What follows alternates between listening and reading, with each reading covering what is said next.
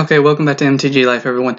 Today we're going to do one of my more favorite commander deck techs. It's one that I actually put a lot of more thought, and I did a lot more. I tried to make it a little bit more competitive than what I normally do with my other decks. This is one where I actually was the very first card that I ever bought to make as a specific commander for a deck.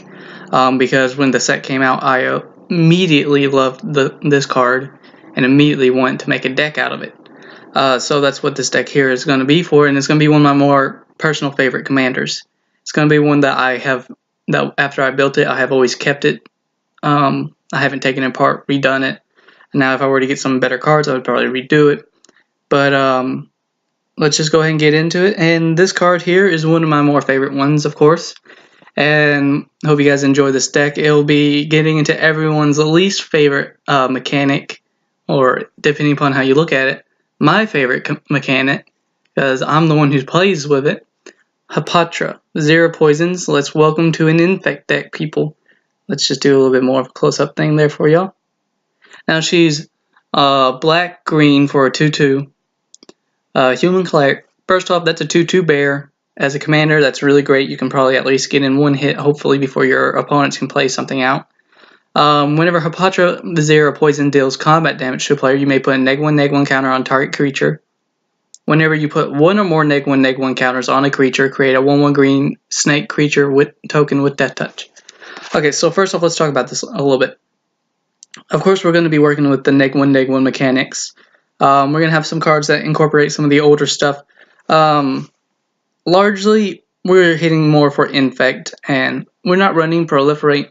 We're more or less trying to... So, Wizards did a rule change. I don't know if y'all know about this, but I had to argue with my friends, pull up some spreadsheets, pull up screenshots, pull up the official stuff, because originally, it wasn't when it... Back there on New Phyrexia, let's do a little backstory here. With infect and stuff, putting -1/-1 counters onto a creature wasn't you putting it on there. It was considered the creature. Here, Wizards made a change when Omikit came out, because -1/-1s, it became important who was putting stuff onto what. So if it's your creature and it's putting a -1/-1 counter onto something, it counts as you putting it onto it since it's your creature. Just so no one sits here and argues and fights with me.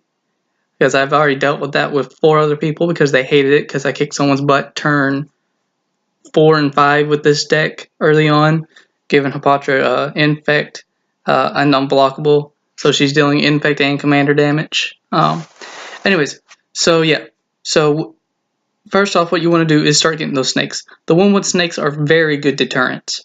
The only downside to this card is that it's whenever you put one or more onto a creature. So that means that, say you have a spell that puts 2 -1/-1 counters onto one creature, you only get 1 snake out of it. That's the only downside. Now, if you were to play a different spell, like immediately after that, to put another counter on it, you would, of course, get another snake. It's only at a time.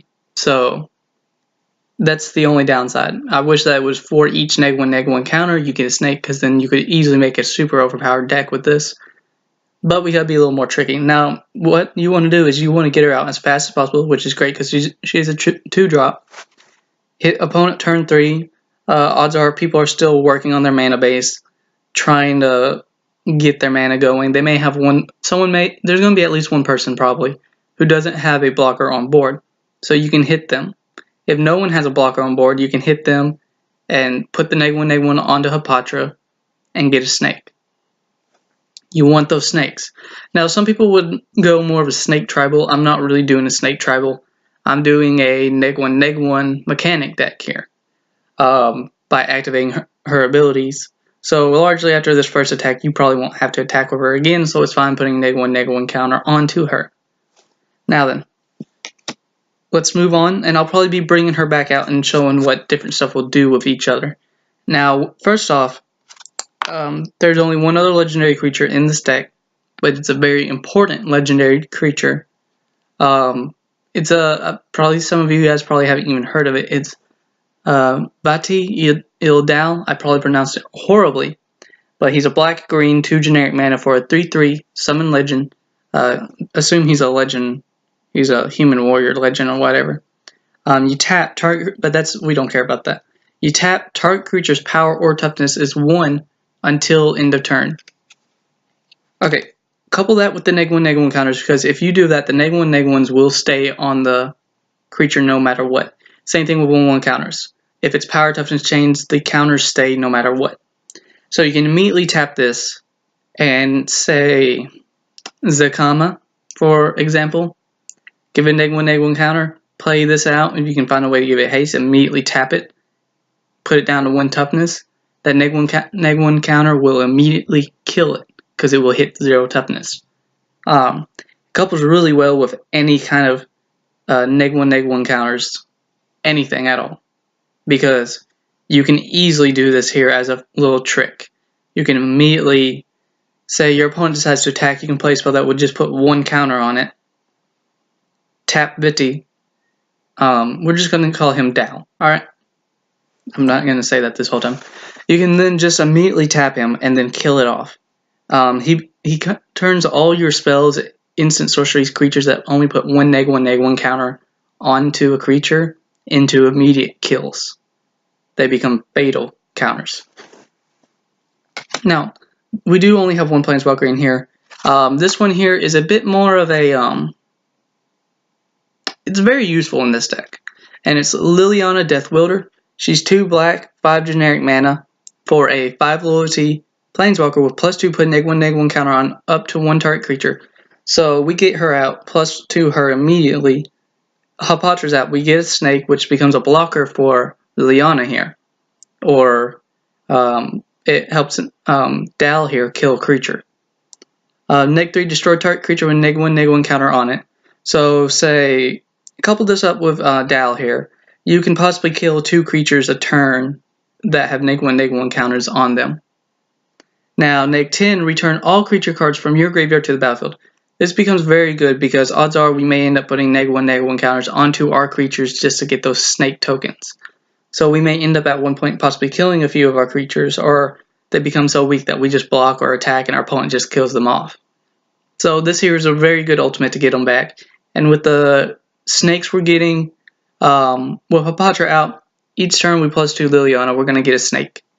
1/1 Death Touch is a very good deterrent against any kind of creature, even with Trample, because they don't want to lose that big powerful creature they have. I played this against a Zakama deck, and I had enough snakes that he wasn't able to bolt them all. And it saved me a good 2 or 3 turns because he couldn't just attack me for commander damage and kill me because he didn't want to lose his commander and have to pay even more. Now, coupling up with that, as you guys have seen me play, if you've watched my other videos, you have seen more of these cards. Growing Rings. In this deck, it'll be paying 2 green, 2 generic mana for a enchantment with at the beginning of your upkeep, populate. Put a token onto the battlefield that's a copy of a creature token you control. This just helps us out with those snakes. Gives us an extra snake. Goes very well. It becomes something that your opponent would want to target with removal to remove your enchantment. And it keeps them from going after any other enchantments that you would have. Now, the next rare we have in here is Plague Belcher. He's a black and 2 generic mana for a 5/4 zombie beast with menace. When it enters the battlefield, put 2 -1/-1 counters on target creature you control. We're fine with that. That's just going to give us a snake. Whenever another zombie you control dies, each opponent loses 1 life. Largely, we just don't care about that. We're not going to be running zombies as far as I can think of. But it will give us counters and then give us a snake. That's what we care about, is that snake. Now the next rare we run in here is Graveblade Marauder. He's a black and 2 generic mana for a 1/4 human warrior with Death Touch. Death Touch is always a really good deterrent on any creature. Whenever Graveblade Marauder deals combat damage to a player, that player loses life equal to the number of creature cards in your graveyard. So this here doubles up very well with just the fact that your opponent will immediately want to block him. especially depending upon how many creatures are in your graveyard that we killed off with our -1/-1 counters, as I said earlier with the Liliana, for why we would want to get them back, why they would be in there. So we could easily have quite a few in our graveyard, especially if your opponent has just been killing them. He becomes a very big threat immediately. With the Death Touch, they're going to lose something. So it could be, if they have one creature on board, they're going to lose their one creature. So if you're swinging in with a lot, they're going to block the Graveblade Marauder, because he could easily deal a total of 10 damage with just one hit. And no player wants to actually take that much damage from a 1/4.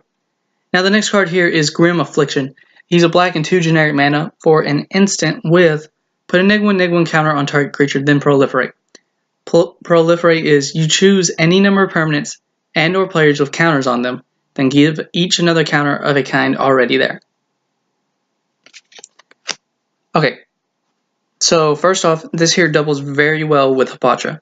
Proliferate and -1/-1 counters. First off, you put a -1/-1 counter onto a creature. That's great.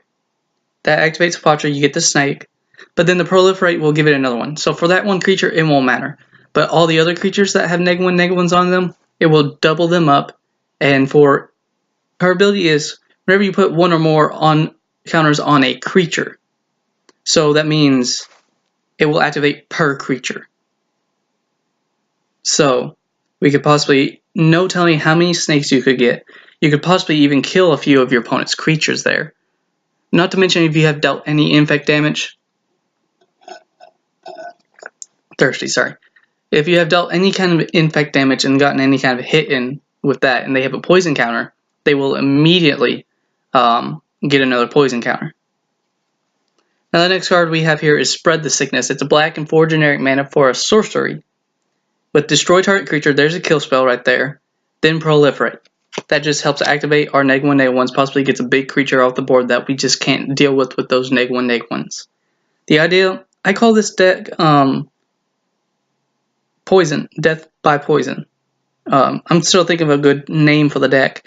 But basically we're killing them slowly through poison. We're basically slowly killing them. The idea is to slowly put -1/-1s on them, make their creatures weaker, and then slowly kill them out through poison damage. The next card we have here is Core Prowler. He's 4 generic mana for an artifact creature horror, 2/2 with Infect. Infect is this creature deals combat damage. This creature deals damage to creatures in the form of -1/-1 counters and to players in the form of poison counters. So that's 2/2. That's 2 -1/-1 counters, or to an opponent, that's 2 poison counters. Yes, it's 4, but any creature with Infect will cost a lot of mana. When it is put into your graveyard from the battlefield, proliferate.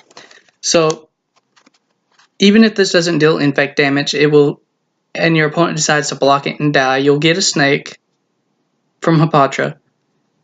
Then it will proliferate any -1/-1 counters on the creature. So if they blocked you with 3/3, that 3/3 is going to die. Because it got the 2 -1/-1s, then it gets another one from proliferate. Yeah. Next card is Flincermite. It's a black and 1 generic mana for a 1/1 gremlin with Infect and lifelink. So if you can find a way to buff him up, you could be dealing infect damage and gaining life. And another one of my light bulbs just went out. And it's back again. I don't know what's up with it. Next card here is Ichor Rats. He's 2 black and 1 generic mana for a rat with Infect. When it enters the battlefield, each player gets a poison counter. Okay, this is very good for us. Pretty much you want to play this out as soon as possible. If it's in your opening hand, keep it. Because then you can just proliferate into that stuff and possibly kill them through proliferate. Now the next one is Rot Wolf. He's a green and 2 generic mana for a 2/2 wolf with Infect. Whenever a creature dealt damage by Rot Wolf this turn is put into a graveyard, you may draw a card. If they try to chump block him, they would pretty much need a 3/3 for it to survive. Although that would be with any creature. And if you do a proliferate card after it's dealt damage and say this lives, somehow, I don't know how. Anyways, never mind, let's forget that. I don't know where I was going with that one. Anyways, next card here is Tangle Angler. He's a green 3 generic mana for a 1/5 horror with Infect, and you pay green, target creature blocks Tangle Angler this turn if able. So pretty much you want their 1/1 to block Tangle Angler, so you attack and you make it block. They may decide to double block to kill off your Tangle Angler, but odds are you will be able to activate Hapatra's ability, possibly get a creature off the board. And getting a 1/1 counter onto a creature is still good no matter what. Now the next card is Blight Widow. He's a green 3 generic mana for a 2/4 spider with reach and infect. It's just a very good creature to block flyers because we don't really have that kind of evasive ability to deal with them in this kind of deck. All our creatures are on the ground, including those snakes that we have. So we can't deter those flyers with the 1/1 Death Touch snakes. So what we can do though is we can deter them with the creatures with reach and infect. Becomes a big threat to any of their flyers. Now this here is a very good card. It was actually one of the first ones I ever traded for, and it is Phyrexian Juggernaut. 6 generic mana for a artifact creature Juggernaut 5/5 with infect. It attacks each turn if able. So if you don't know how poison counters work, you have to give an opponent 10 poison counters, even in Commander or any format of the game, to win. If you do that, you win. So if he hits at least once, whatever player just got hit with infect is halfway dead already. So he's very good. Odds are he's not going to, but any creature he then hits will get 5 -1/1 counters. So he becomes a big threat. Even if they kill him off, whatever creature they use to kill him off with, if they didn't try to block with another 5/5, or they blocked with a 6/6 or 7/7, that's still going to become just a 1/1, 2/2, 3/3, whatever. It brings it down very low. Say they block with their Zakama. Zakama has just now become a 4/4. Now, the next card here is Phyrexian Digester. 3 generic mana for a 2/1 artifact creature construct with infect. This gives us some more infect to work with. I feel like there are some people watching this sitting here saying, "Oh, I hate infect so much." Well, too bad. I'm playing infect. Next card, the only downside to this is that when I play this deck, I become the immediate target by all my friends, and I hate it, so I die within a few turns. Next card is Servant. I can't speak today. It's a black and 4 generic mana for a 3/3 zombie with infect. Yeah, it's 5 mana, but it's 3/3 with infect. If you can ramp out, you can do very good. Next card is Toxic Nim. He's 2 black, 4 generic mana for a 4/1 zombie with infect. You can pay a black to regenerate him.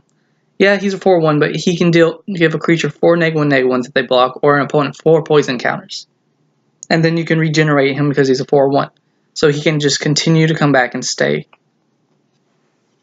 Now, our next card we have here is Plague Mirror.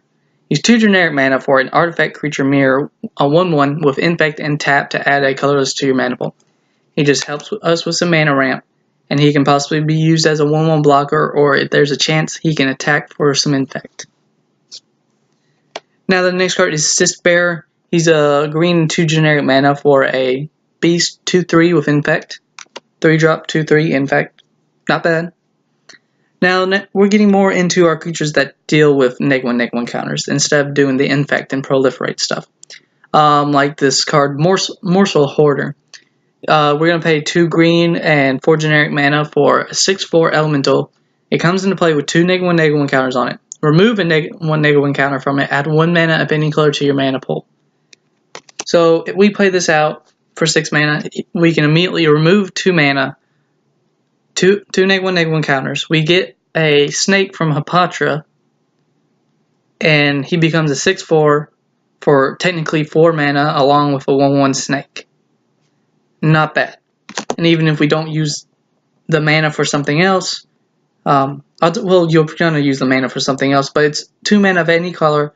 It helps us with some mana fixing. If you wait till your next turn, you could have 8 or 9 mana, just useful for mana fixing. And it helps activate Hapatra in what we're trying to do. Now, the next card is Crocodile of Crossing. He's a green and 3 generic mana for a 5/4 Crocodile with haste. When it enters battle, put a -1/1 counter on target creature you control.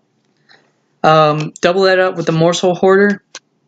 And you can start getting continuous mana. So we do have a few cards like this in here that we can just, like Morsel Hoarder, you can remove a -1/1 counter at any time, any amount of them, and get mana. So you can easily continue to put all your -1/-1 counters onto Morsel Hoarder. You don't even have to put it onto creatures anymore, opponent's creatures, and you can continuously ramp out into mana. Now the next card is Exemplar of Strength. He's a green and 1 generic mana for a 4/4 human warrior. When it enters battlefield, put 3 -1/-1 counters on target creature you control. Whenever he attacks, remove a -1/-1 counter from it. If you do, you gain 1 life. So what a lot of people will do, they'll put the 3 -1/-1 counters on him, attack whenever he's able to. He becomes a 2/2 for 2 mana, and you gain a life. Yeah. Or you can double it up with the Morsel Hoarder. Yeah, it's got 4 toughness, but still. You can put all 3 on there, remove all 3 counters. I mean, this here is only 2 mana, so technically you're getting 1 mana more than what you had. It becomes very useful. And then you can play out another card, put more counters onto the Morsel Hoarder, play them out. Morsel Hoarder can become a very effective, very useful card in this kind of deck. The next card is, especially with these cards that are going to cost a lot of mana to play, but they have that's going to cost a few mana for very big creatures, but they have the fact that you have to put -1/-1 counters onto your creatures. Like this next one, Baleful Ammit. He's a black 2 generic mana for a 4/3 Crocodile Demon with Lifelink. When it enters battlefield, put a -1/-1 counter on target creature you control. Target that Morsel Hoarder, people. Get mana for it. So technically this here could count as a 2-drop creature.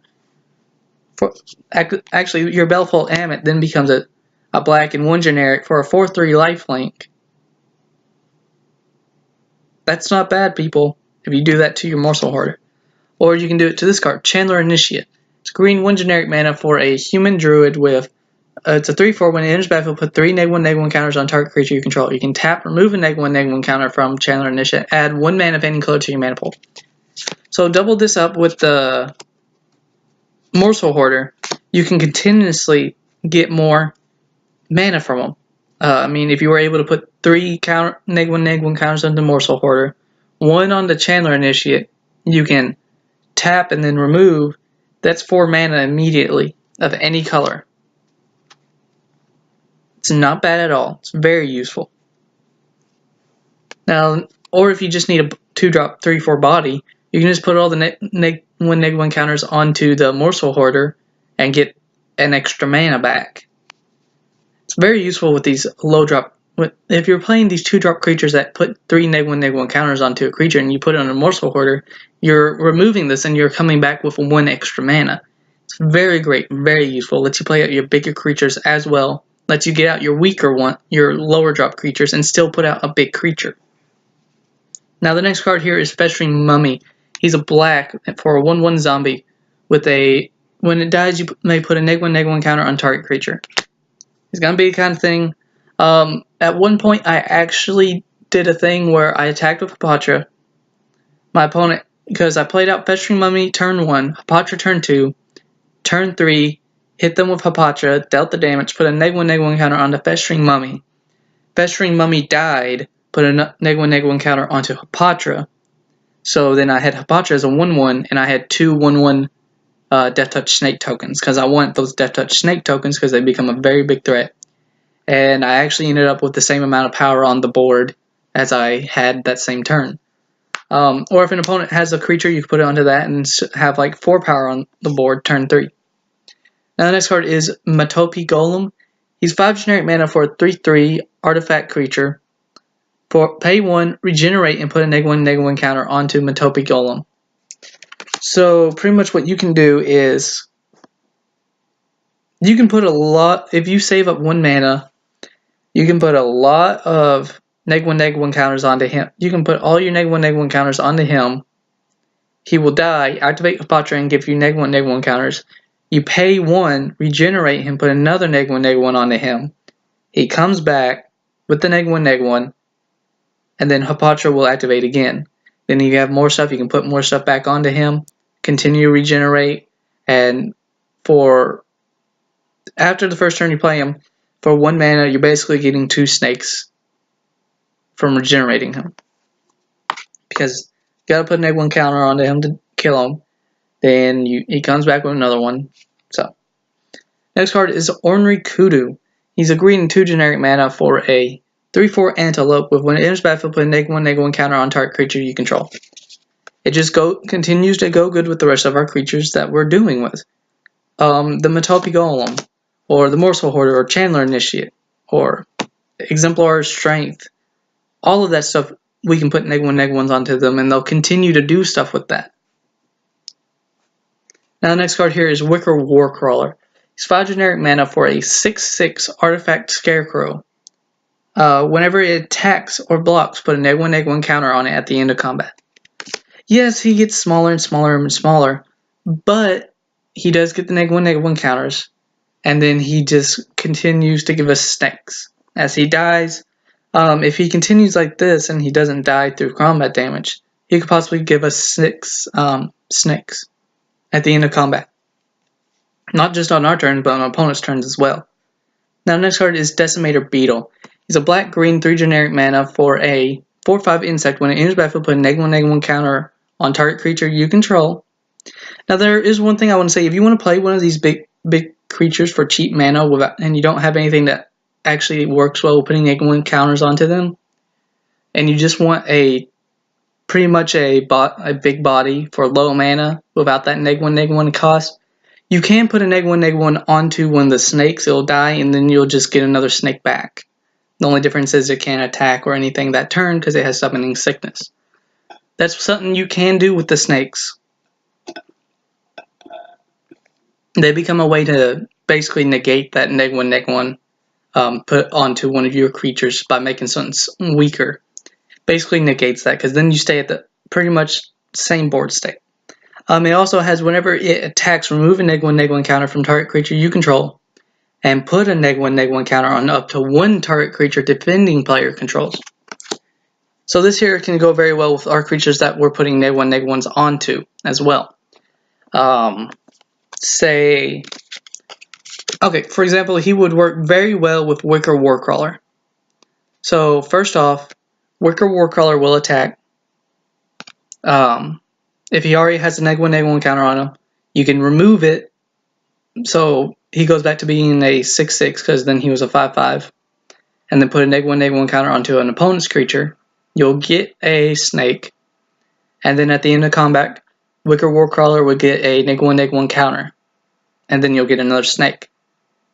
Then what you do is you can continue to do these 2 creatures attacking each turn, and continue to have a 6/6 and a 4/5 attacking, putting -1 counters onto your opponent's creatures, and then removing one from Wicker Warcrawler, and then him getting it back, and then build up a giant army of. Then you get 2 snakes each turn through because of combat with these 2 cards together.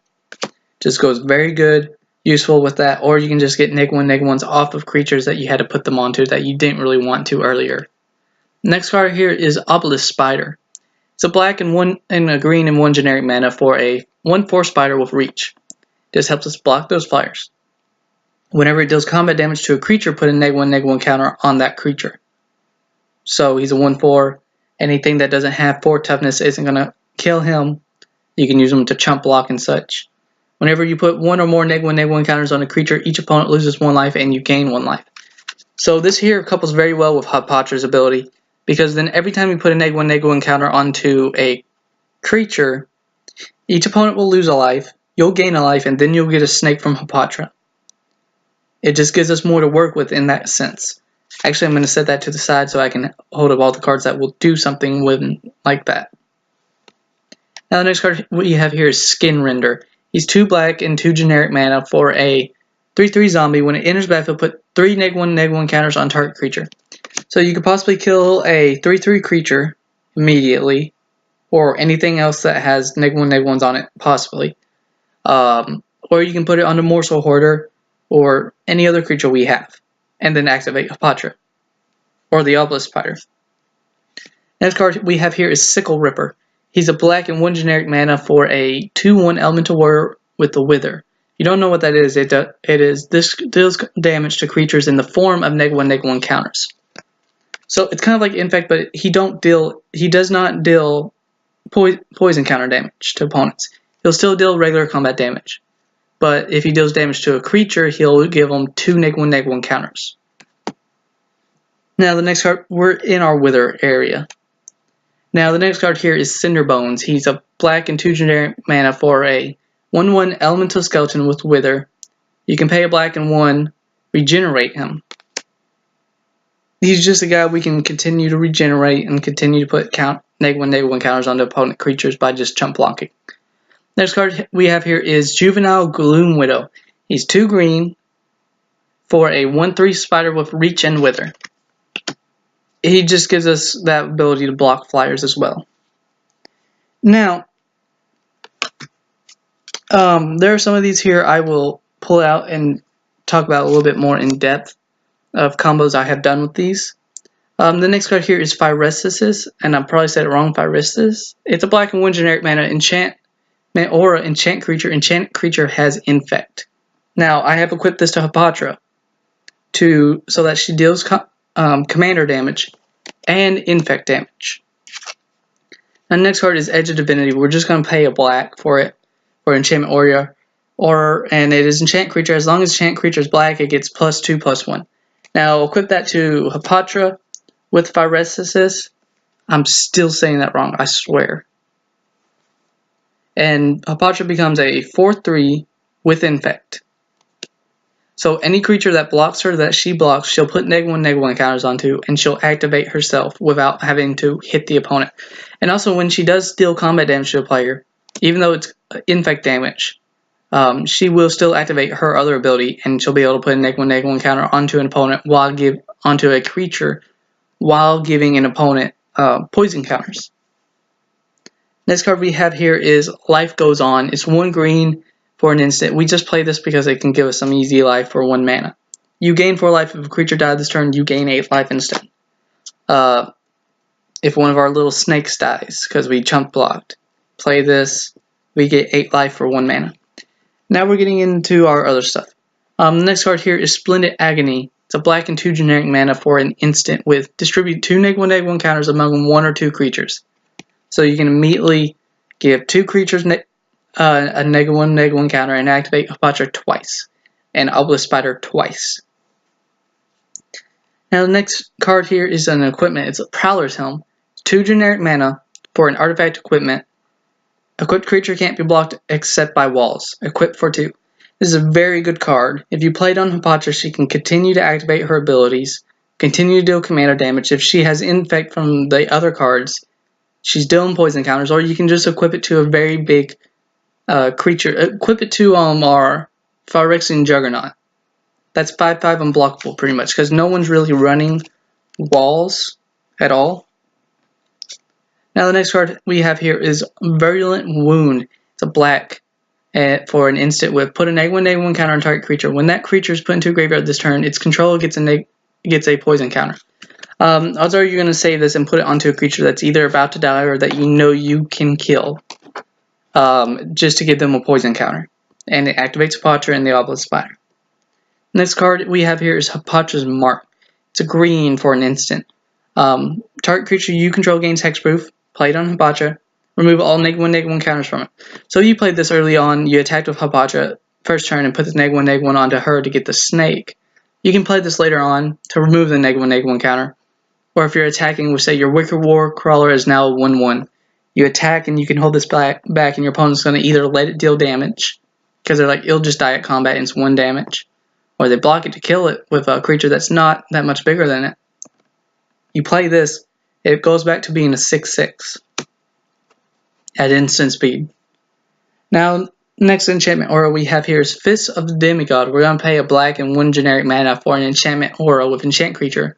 As long as enchant creature is black, it gets +1/+1 and has a wither. It just gives us more options to make stuff buff up stuff a little bit more, and allow, if it doesn't have infect or wither, it allows us to give it that. Next card we have here is Cartouche of Ambition. It's a black and 2 generic mana for an enchantment aura. Cartouche. I don't know why they put enchantment aura Cartouche. I don't think there's ever going to be something that's going to involve cartouches. Enchant creature you control. When Cartouche of Ambition enters the battlefield, you may put a -1/-1 counter on target creature. Activates Hapatra. Enchant creature gets +1/+1 and has lifelink. It buffs something up, gives something lifelink. If it's a big creature, we can gain some life. Next card here is a kill spell. It doesn't really go with the other stuff, but it's in here because it's very useful. I've always found a use for it. It's Grizzly Spectacle. It's 2 black, 2 generic mana for an instant with destroy target non-artifact creature. Its controller puts a number of cards equal to that creature's power from the top of his or her library into his or her graveyard. Now, I have played that card on a Zacama before. So it's a very satisfying thing because Zacama is super overpowered. As soon as they play it, a lot of creatures are going to die. Grizzly Spectacle is the kind of card that's very useful, especially at instant speed, to just basically play it, then play it out, there's Zacama out immediately, and kill it, and then mill them 9. It's just a very satisfying thing. Next card here is Torment of Scarabs. It's a black and 3 generic mana for an enchantment or a curse. Enchant player. At the beginning of enchanted player's upkeep, that player loses 3 life unless he or she sacrifices a non-land permanent or discards a card. We run this in this deck because it just gives us a way to mess with our opponents, especially if someone's super ahead. You play this on them. They can either lose 3 life, sacrifice a permanent, or discard a card. It just lets us mess with them.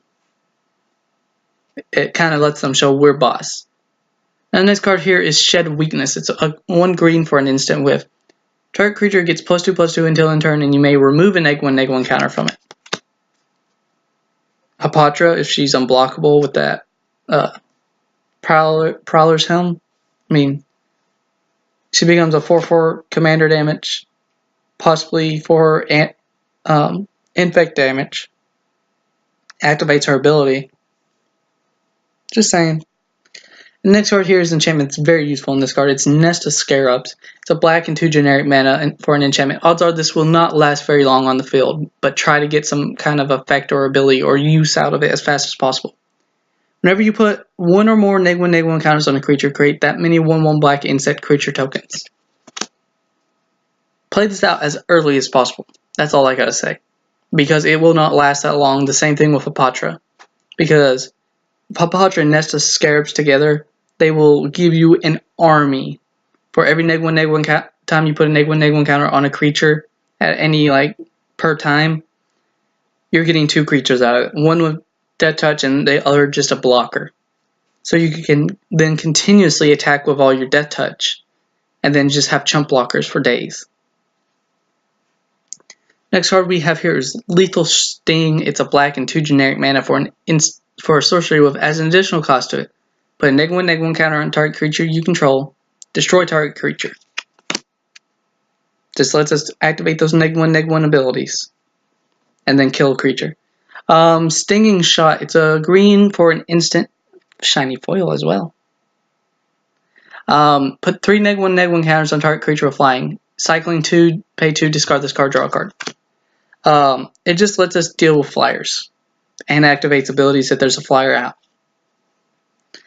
Serrated Arrows. It's 4 generic mana for an artifact with. When it comes into play, put 3 arrowhead counters on it. During your upkeep, bury it if it has no arrowhead counters on it. Tap, remove an arrowhead counter from it to put a -1/-1 counter on target creature. So this here is per turn you can get 1/1 snakes by putting 1/1 counters on opponent's creatures. Golgari Cluestone. 3 mana for an artifact, tap to add a black or a green to your mana pool. You can pay a black or green, tap, sacrifice it, draw a card. Helps us with our mana fixing and mana ramp. Mannequin. 2 colorless for a 1/1 artifact creature with tap, add a 1 colorless mana to your mana pool. Moss Diamond. 2 generic mana for an artifact with.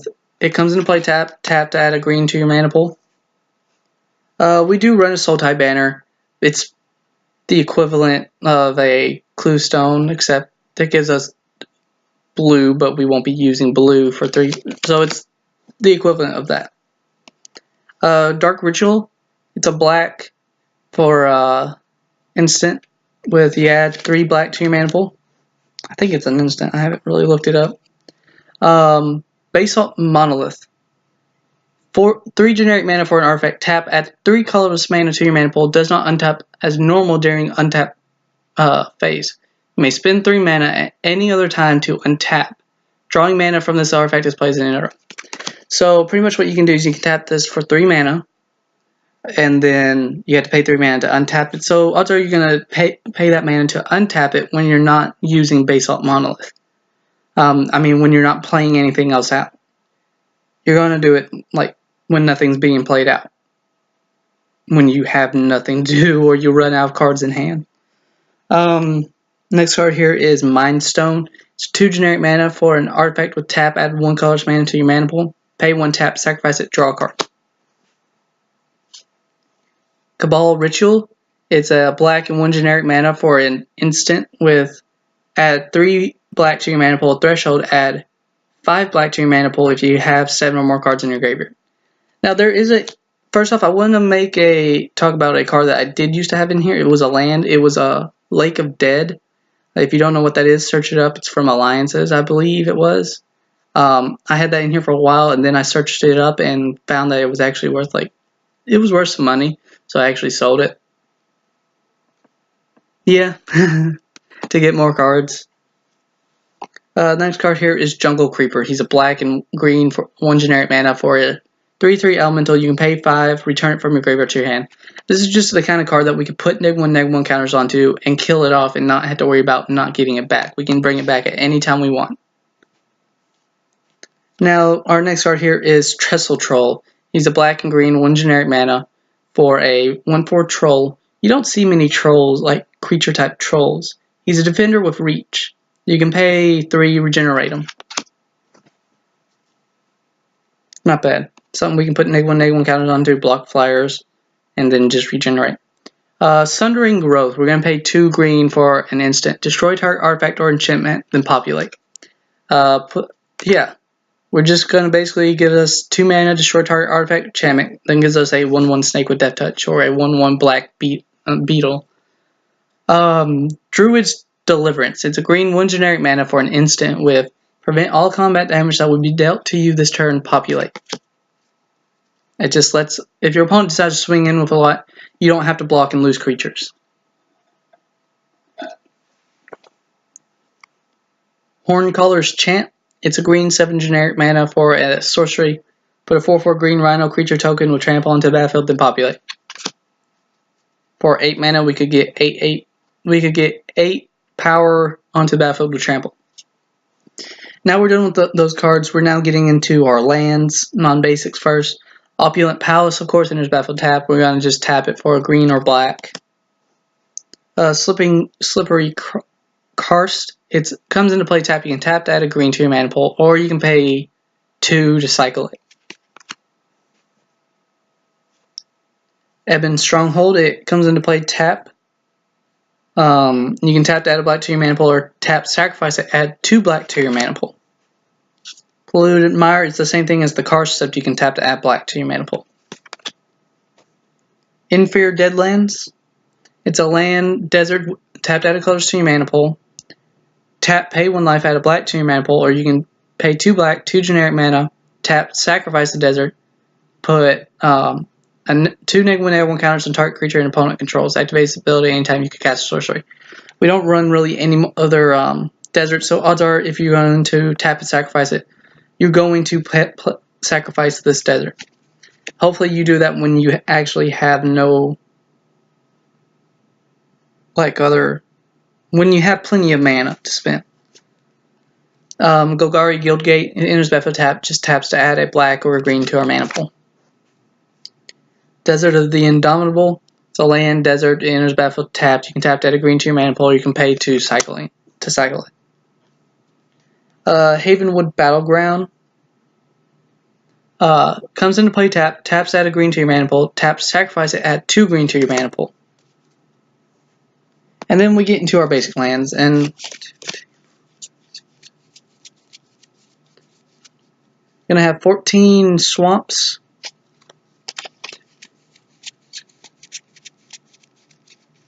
And then 14 forests. Yeah, that's pretty much all that we got going on in here for this Commander deck tech. I hope you guys can tell that I actually put a little bit more thought into the cards that went into this deck. I, of course, only use cards that I have. that I've pulled from packs or traded and such like that. I only use cards that I have with me, which is why I always show them up here to y'all. Which is why it's not going to be one of the very best -1/-1 Hapatra decks out there, but I would like to think it's kind of pretty decently competitive, at least for the cards I use in it. It has a lot of stuff that can go very well with each other. I hope you guys enjoyed the video. Let me know what you guys thought. Like, subscribe, comment, whatever. I should be getting a bundle of Aether Revolt. Maybe we can get a masterpiece out of it. Probably not, but maybe we can get something out of it that's good. I didn't really play much during Aether Revolt. I was busy with school and stuff, too busy to actually go out and get packs. I maybe got 1 or 2 packs from it. Never got anything good from it, and didn't really play during Kaladesh. I played very little during Kaladesh and even less during Aether. So, yeah. Hope you guys enjoyed. Thanks for watching, and there'll be more videos. Peace out. Have a good day.